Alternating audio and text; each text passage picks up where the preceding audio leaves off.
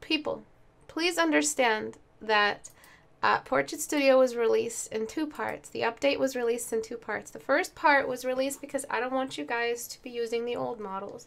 Everything was pretty functional. Save states were pretty functional. So I wanted to get that out there. Part 2 will have planes of the face. Part 2 will have system requirement information. And it will have performance profiles that you can adjust to better your computer. I'm going to perform better on your computer. So what I'm going to have is I'm going to encourage my team to have at least 10 profiles. And, you know, one profile might be too little, one profile might be too much for your computer. So I'm going to try to get one that is as many of them as possible so you can just go through each one and use it. We're also going to write up a bit of a manual for everyone and just talk about the best graphics cards, the cheapest graphics cards that will run it the best. And then we just go up from there. And the manual will, of course, include all the functions in Portrait Studio. So I didn't have to release the update so early, but I wanted to. I started, you know, I sent out the sale and I sent out all the information and assignments because I wanted you guys to have a better version as soon as possible. So it is in 2 parts. A lot of people have been asking about stuff that we took out and we haven't brought back in, like the Shapes and Form Studio. Not only will it have Shapes, but it'll have Form Studio, which is a whole other beautiful program within the program that offers you light control and camera control so you can have better form studies. I'm going to design myself or have my team design organic form studies just floating around in space that you can take pictures of and study. And yeah, so I promised you that everything that you saw in Portrait Studio version 2 to be there as well for version 3. Let me see if there are any more questions. Does anyone know what tablet Istebrak uses for her critiques? I will add that to my video description as soon as possible, but I use a Huion, I don't know, H610 Pro. Let me see where the other questions are. If you do have questions right now, just at Istebrak me, and I will be able to see them. I don't think it's loading any more questions for some reason. I don't know why YouTube is just pooping. It's having a little poop. All right. So let us get started. So I wanted to talk about this painting because it's a good example of cartoony and how to keep it pretty much cartoony without losing too much, without losing too much realism, and how to go as cartoony as possible, go as realistic as possible without losing too much cartoony. So we kind of want a nice balance in between both. For your 14-day challenge, not so much. I like to encourage students to push themselves as far as possible for the 14-day challenge, not being those cartoon or anime crossover hybrid artists that fall off and completely deconstruct as soon as you give them a reference to work with. I want you guys to be powerful in that, have that background of really, really strong observational skills. So that's what the 14-day challenge also helps you do. Work with understanding the form in a reference and preserving the form in a reference. If you use a reference for anything for 14-day challenge, which is pretty much open for references, let it be known, yet you're reading the form more than you're reading the specific character, though it is encouraged to build and become more of a unique face the staple face that you can lean on instead of a that generic pretty all-around gorgeous face. Istebrak, how do you get over your artistic frustration? I get really upset last night because I can't seem to do even the beginner part. I'm going to save that question to the end. That's a little bit more towards the Q&A bit at the end. I'm going to focus back on this. But Kai, please remember that you just have to ask the question again. So copy paste that question for me. Keep it on your copy clipboard and then paste it at the end. Okay, I'll try my best to remember to answer it. Let me see if there are any more questions about Portrait Studio. Okay. All right, so we're going to start off by getting rid of these. I'm not sure where they're sourced from your visual library with cartoons or from just what kind of face you studied with some artist's method or something, but you need to get rid of those. And I'll bring them back soon. Next, I'm going to talk about this edge. This edge is a sign of anatomy problems and misunderstanding the power of an edge. So right over here, you gave us edges. Edges like this can only be sourced from two possible things. I've talked about this a lot already, but I'll talk about it in case we have newbies in our audience who just joined the channel. There are only two kinds of edges typically you should be worried about. There is the one object in front of the other kind of edge. This object doesn't share any space with object B.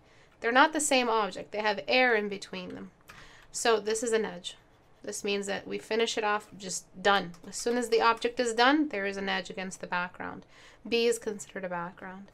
And then we've got the second type of edge, which is an angle edge. Oops. That is it can be 90 degrees, it can be acute, it can be obtuse, but it just means there is a sudden change in the planes at an angle. All right, there is a sudden change in the planes. What you gotta do is not use this edge in either instance that it comes in to use it on anything that is not in either instance. Do you understand? You cannot draw an edge if a sharp lasso type edge, if you don't have an edge of one object in front of the other, a depth edge.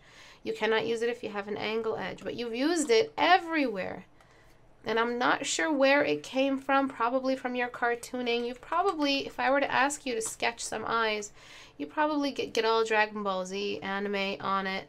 So, it's Dragon Ball Z had those big eyebrows. And they had those noses that did that. And then they had their little and there was always some kind of blood coming from like the scalp or Istebrak focus. So probably something like this is why you're using all of these features here. You've got one right in between the eyebrows too. Again, maybe it's just some cartooning thing that you have. Alright, so I'm just blending away. I'm also, see, as soon as we did that, the face it just looks completely different. You're using these edges out of nowhere. You think they're giving you some kind of focal merit, like to the painting that makes it look finished. It's not. I'm just here to tell you, I've been teaching for a long time and drawing for even longer than that. I'm here to tell you this did nothing for the painting but made it look really tired. Maybe he was caught in a blizzard for 5 hours. Maybe he was sick. Maybe he's a villain. You only mess around with the face like this if it's a villain. And even then, you're not even doing it right then because it's mostly focused around the lower eye. You also got the Asian eye going, which but you don't because you have a crease, which is not an Asian eye. An Asian eye is mostly defined by the fact that there is a hood and there is an excess amount of fat. Compared to the usual Caucasian hood or eye socket, there's just more fat here. It's not sunken in. The eyelid is thick, not thin. So I'm just going to get rid of this intense Frieza face. I'll get rid of these. You should be taking notes. And I'm just going to continue. So I'm going to go into liquefy and filter liquefy. Sorry if I'm a bit slow today. I'm so tired. And I'm just going to tuck, tuck, tuck, tuck, tuck, tuck, tuck, tuck, tuck. The eyes are a bit crossed. So in the comment section here on the side, in the discussion chat, someone I think said that it looks like the sides of the face were flipped, which I agree. Looking at the nose, don't do that. What that teaches you is, again, an even deeper into the miasma of digital dependency. We don't want to be there. There are some excellent tools for digital use that are wonderful luxuries that we have, and because we have them, we have to take it easy with the rest of the luxuries. We don't want to be completely dependent. Okay, so I'm making the eyes a little less crossed, more crossed at a point in the distance than inward. And if you wanted it to be an Asian eye, again, we just got to get rid of this and lower the crease down all the way. And then when we have something wherein we have a hood that means it catches light all the way up. So we have this amount of light moving all the way up that makes the eyes look Asian. So what I'm going to do is bring in a whole new crease. It's a little bit less high. So your crease was all the way up here. The equivalent of that. So even though we don't use cartooning, if we exaggerate features, suddenly we start seeing a cartoon. So you remember like Jessica Rabbit, how like she sketched like this and she's got this massive upper eyelid space? Well, this is called the cartoon version of sexy eyes, all right? This is just bedroom eyes. Bedroom eyes is when you either look tired or you're ready to, anyway.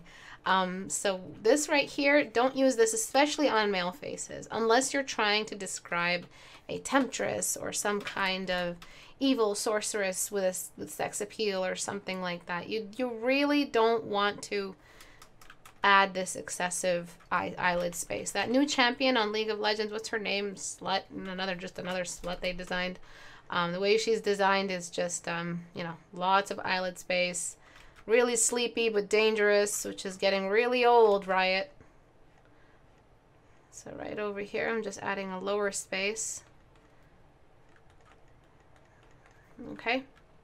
And then I'm going to just grab this and add more of a thicker line for the lash line. This is neither feminine nor masculine. We just have lashes that we have to, in fact, men have even thicker lashes than women. And your line was way too thin for the lash line.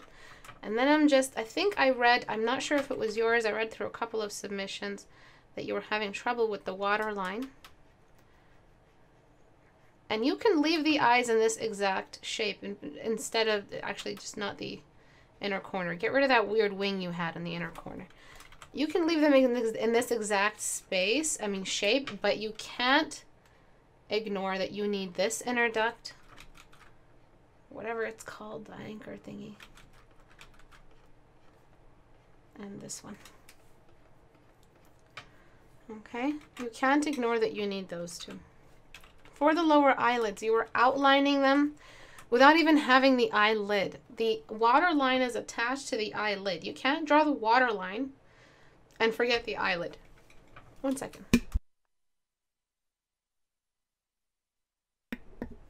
So that means that we have this lower eyelid space. So this Asian eye is typically, if you were going for Asian, I don't know how we could possibly make this Caucasian, but we start with the shadow of the lower eyelid. Can anyone tell me why there's a shadow for the lower eyelid? Why the lower eyelid is identified with a shade and an edge? Not as sharp an edge as the upper eyelid, but can anyone tell me why? So I'm making this nice and rounded, and the fattest point is the lowest point. Zaya? No, it's not Zaya. I think it's Evelyn. Yeah, it's Evelyn. I think it's because of the rework. That's why I said new champion.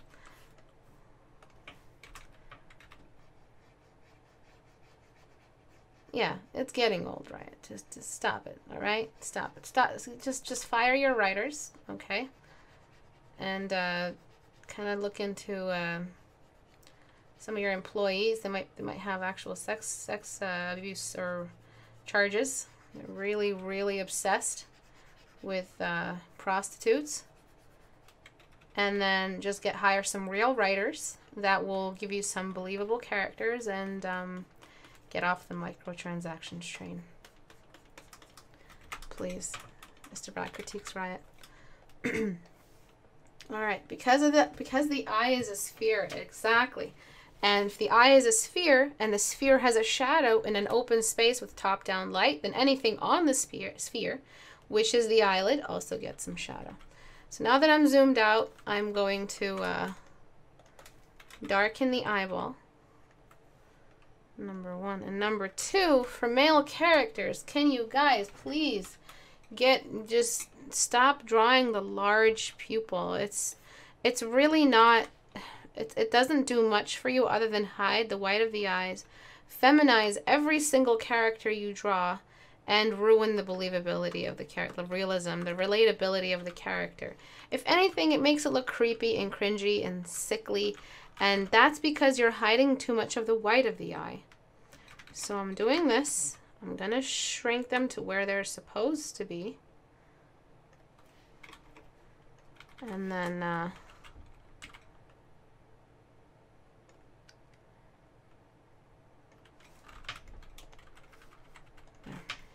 we go. And then I'm just going to get the background color, which is the eyeball color. So yeah, Riot, stop hiring pervs. And you know, I would leave League of Legends in an instant. I don't really play it that much anymore, but if a really story-driven version of that, of a MOBA came out, I think I would totally jump on that. I think a lot of people would, but still with the same beautiful art splashes kind of mindset. The art of Wizards of the Coast with the gameplay of League. I think that would be great. I think that would just be awesome. So right over here, because we had only, the eye was so big, you only had part of it. So I have to fill in the rest that's missing so he looks awake. And so I have to go to the bottom layer, get the black of the eye. Shrinking the eye made him look more realistic, less weird, less unusual, less like a story fairy tale Tinkerbell's boyfriend. All right, we're always sketching Tinkerbell's boyfriend. Nobody's really sketching people anymore. And I don't want students, any of the students that are growing those little eggs, to be moving in that direction with their art being so young, and they're already learning these really deep infections, I call them, in their understanding of beauty. So now he looks a little less Asian, a little less anything, and a little bit more neutral. See, I don't know if you were going for Asian. It was kind of in the middle. He looks more African American now, which isn't a movement towards like non-race. But if you know that you're going to have a niche in drawing Asian only faces or African only faces, then go ahead and just, you know, study that for the 14-day challenge. If you want to do a 14-day challenge for every race and become like a heavy-duty character artist that knows how to draw every single kind of face, go for it. But for 14 days, it's supposed to be focused on one kind of face that you can call on whenever you need it. I lowered the eyebrows because we shrunk the pupils. The eyes look so much more relatable now. I smudged out the eyebrows. If you're drawing a boy with eyebrows that end like that, that guy did a really bad job in plucking his eyebrows.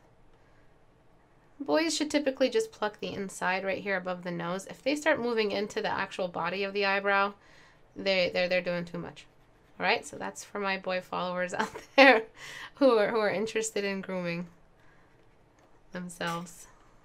Okay, so you smudge the inside. Can anyone tell me why we're smudging the inside? Why don't we keep it sharp like that and fake looking? Then some of the shadow of the eyebrow moves down into the eye socket. And this is why I opened up Portrait Studio, to show you how this works. So look at the nose shadow. See how long it is? It's as long as you made it, but maybe a little bit longer than that. But where is your eyebrow shadow? Look how long the eyebrow shadow would be in this kind of light source.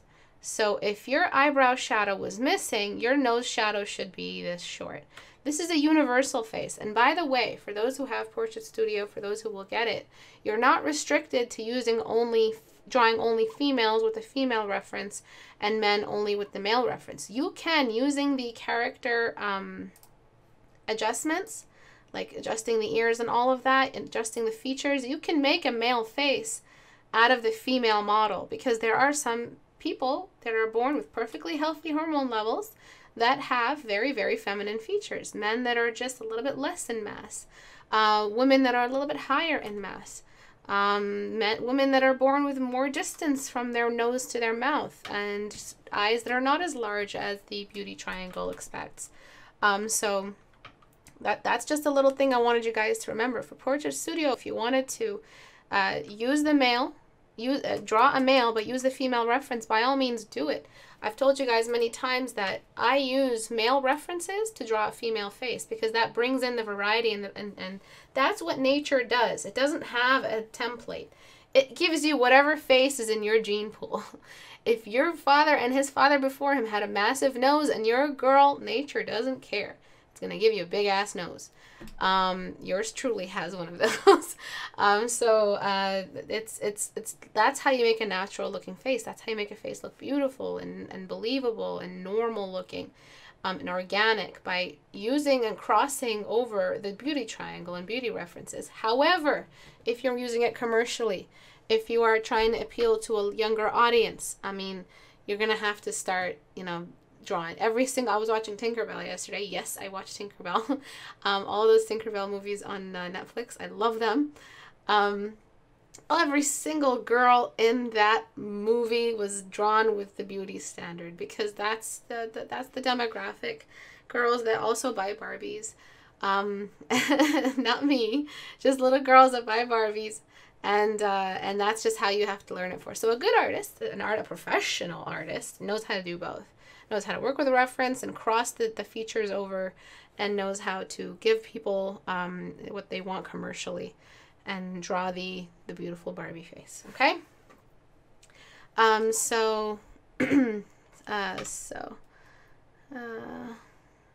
know, I asked you guys a question, but I don't know. Oh, okay. Because their hairs are more dispersed and in smaller quantity. Exactly. They start thin and then get thicker, and they kind of just move all over. So it doesn't look done exactly. Eyebrows that are done on a male face, of course, people who, again, I always forget the name for that. Damn it. What is it called when a man wears the makeup template? It's just like a really beautiful template. They got to do their eyebrows or shave their eyebrows off completely and then draw them back on. But they've still got the really strong eyebrow bone. And a strong, heavy eyebrow bone means that they have no eyebrow arc. So if this was a male, which I think it was a male, we're getting rid of that very, very feminine eyebrow arc right over here. But as I said, if you want to, for some reason, make him a pretty boy and give him that, then you can go ahead and do that. But let's take a look at one of our modern day pretty boys. I gotta delete some of these tabs. I don't want you guys to see what kind of pizza I order. Or my bank. Let me just delete some of these things. Steam. Okay. What was I doing? Oh, what's his name? He sang with the other one that used to be a happy blonde girl, and then she became an angry S&M. Oh, God. What are their names? It's an Arabic name. Zayn Malik. Is that right? Okay, yeah. Pretty boy by every definition of the word. It's just a woman with a beard. And, but look at his eyebrows. Okay? Massive pupils, too. Massive eyeballs. But look at his eyebrows, though. Flat as a board. Okay? And as soon as you add in that extra little, it's going to start looking like a girl. So if you were supposed to design like an Echo type character, which is another League of Legends character, who was supposed to be a pretty boy, but he's supposed to also be pretty tough, kind of living on the streets, kind of like an Aladdin type character, then he's supposed to have that eyebrow arc, but he can have a little bit of a feminine touch to the eyebrows. But that missing eyebrow arc is just, compared to a woman, it's just supposed to be flatter. The eyebrow arc is still there, as you can see. It's very delicate, but he definitely looks male now. It's no longer androgynous. And honestly, if you use some kind of social movement as an excuse for why you're incapable of mastering the differences between age groups and gender groups, then you have a long way to go with your improvement. An artist doesn't care about their social standing when it comes to the measurement of their skill. I don't care what your sympathies are to which party. I don't care. If male has a certain kind of face and a woman has a certain kind of face, and as an artist, you're going to be hired for those character design requirements. So now I'm going to give a shadow to either side, and the face before and after is going to look very different. Then for the lips, I spent enough time on the eyes. I'm going to over-render the lips. And the problem with the lips is that they have zero form and zero geometric anatomy. What is the geometric anatomy shape of a lip? Can anyone tell me what that what that shape is?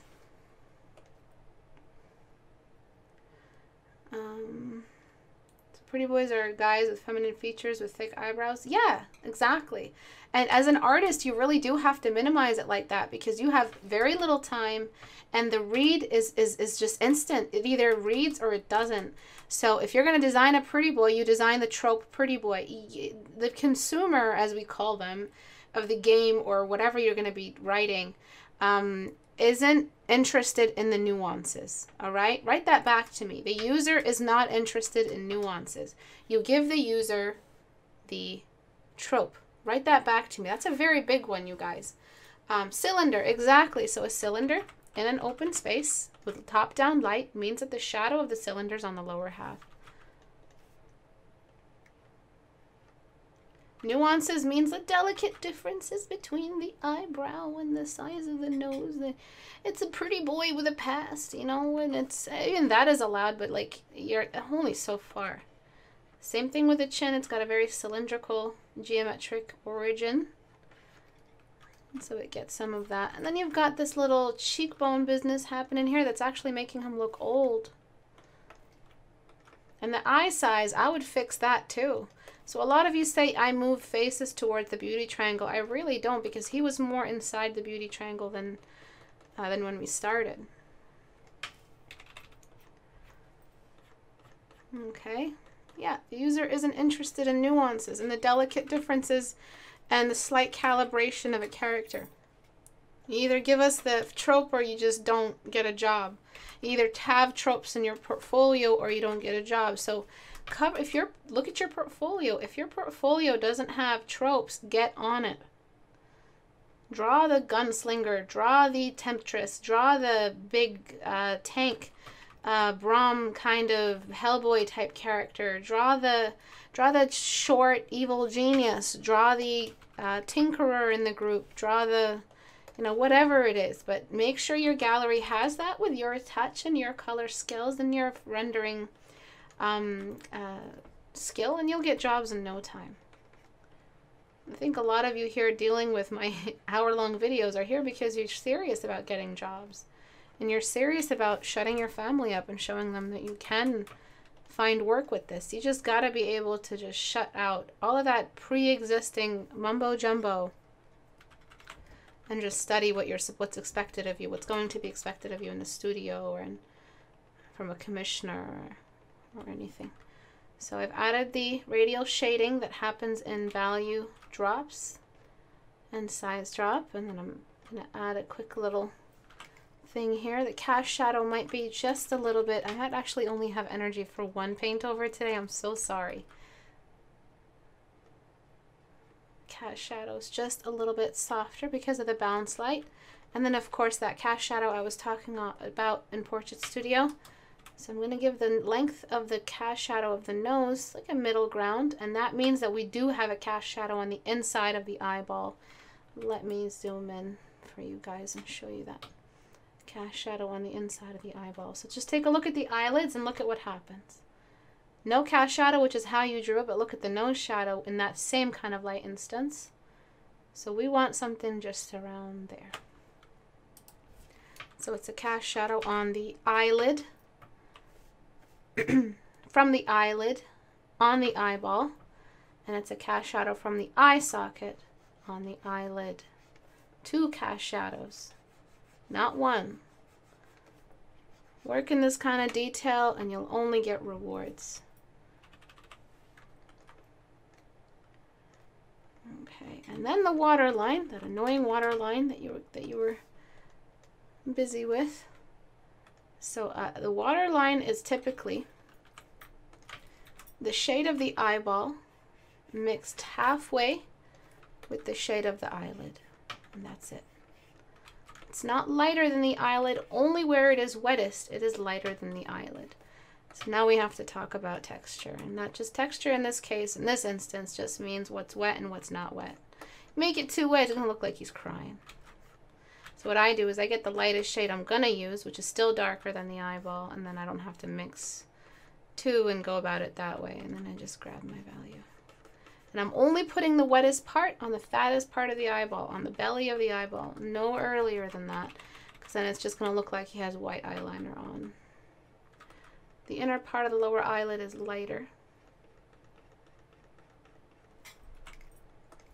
If you can sketch this for like the next gun boy champion, if you can give them this kind of face, add an expression, add a gesture, add some subsurface scattering somewhere on something, you're set. That's what an illustration is. If you can do all of this. Now the before and after is going to look a little bit intense, and that's okay. That's what we expect when we have lots of fundamentals. Whenever the fundamental is the core of the change, so we had a lot of fundamentals we changed. Can anyone name them? What are the two most important fundamentals we covered in today's change? I'll show you the before and after so you can get a recap. And finally, there's the shadow of the lash line on the eyeball. That's a big one.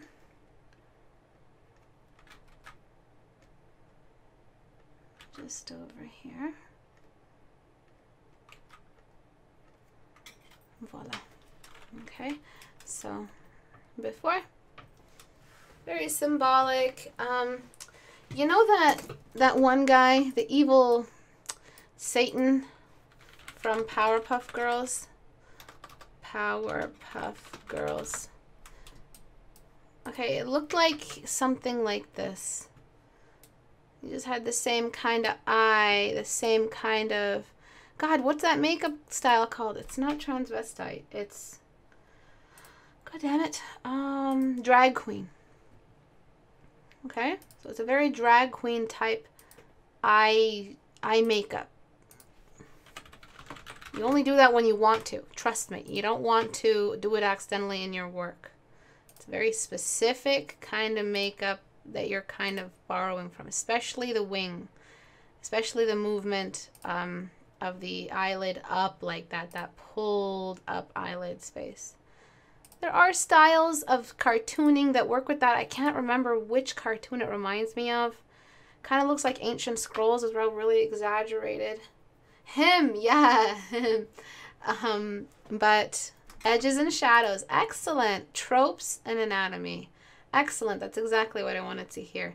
Edges, the two kinds of edges, really, really big lesson in form. Sorry, I'm getting winded. And tropes and anatomy. So tropes are very important. You had two big problems, Mr. Day One.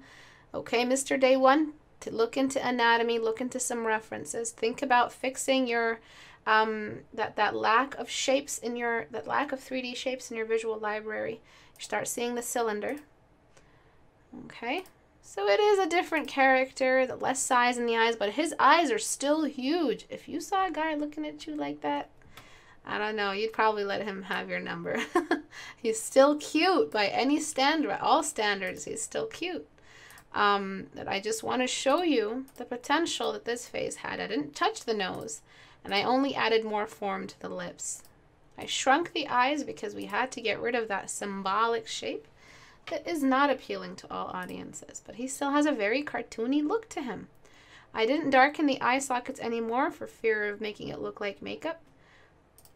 And the eyes still have those wrinkles. See, they still have uneven wrinkles. He looks even more realistic with them on. I flattened the eyebrow. It was a very, very powerful eyebrow. Left the neck alone, left the jaw alone, left the ears alone. Okay? All right, so I think that's it for today. I really don't think I can push myself any further. Some recaps on the announcements. Part 2 is coming out, I promise you.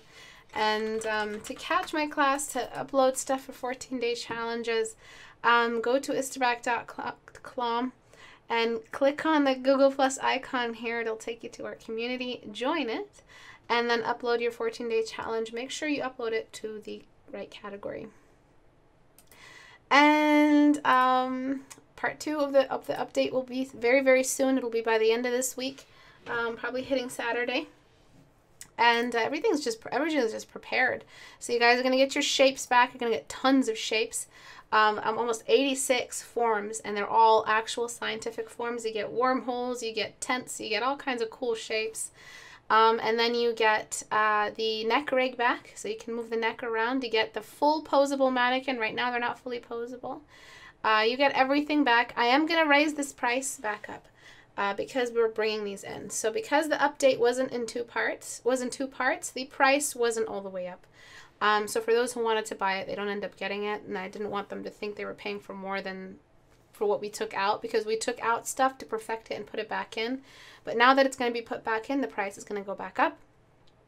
And I'm just going to let you guys know, if you want to get it now, get it now. It's going to go back up to $70. And then for the Christmas time, probably starting around the 19th or the 20th, I'm going to give another sale.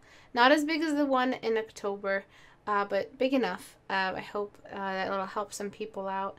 And then I think that'll be it for sales. And I already said before, I'm not going to have a sale as big as the one that we had earlier. And we're just going to be having smaller sales after this. And the next sale that's going to be as big as October will probably be around spring or summer next year. And that's it. Thank you everyone for coming today. I will see you guys on Tuesday. I'm so sorry about my delay today. I'll try not to let it happen again. All right. Bye, guys.